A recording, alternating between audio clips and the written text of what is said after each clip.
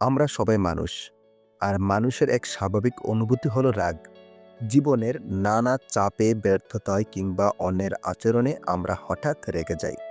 কিন্তু রাগের সময় যদি আমরা নিজের নিয়ন্ত্রণ হারিয়ে ফেলি, তবে সেটি ক্ষতির কারণ হয়।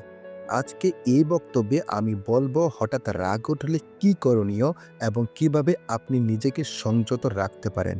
প্রথমে আসি রাগের উৎসে। রাগ আসে যখন কোনো কিছুর সঙ্গে আমাদের প্রত্যাশা বা বাস্তবতার সংঘর্ষ হয়।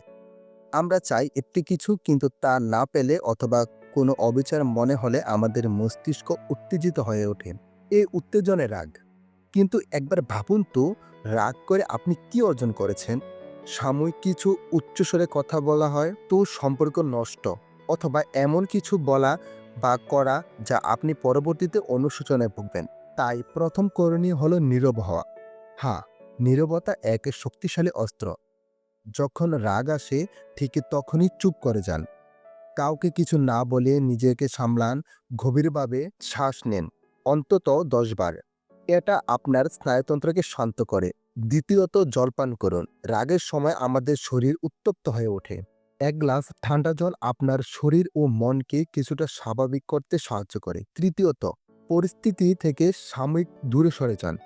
যদি সম্ভব হয় সেই মুহূর্তে সেই জায়গা পরিবর্তন করুন, বাইরে চলে যান, হাঁটুন, প্রাকৃতিক দিকে তাকান।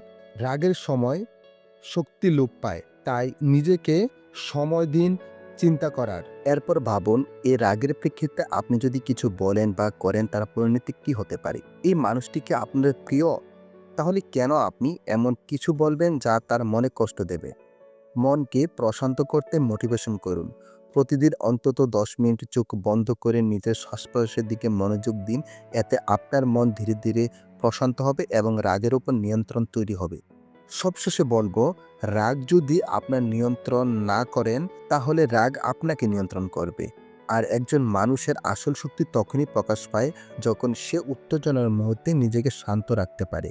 তাই প্রিয় শ্রোতারা, রাগ যেন আপনাকে দুর্বল না করে তোলে, বরং রাগকে জয় করে হন একজন সত্যিকারের বিজয়ী। নিজের উপর বিশ্বাস রাখুন, ধৈর্য ধরুন এবং প্রতিটি রাগের মুহূর্তকে রূপান্তর করুন একটি শিক্ষায়। ধন্যবাদ।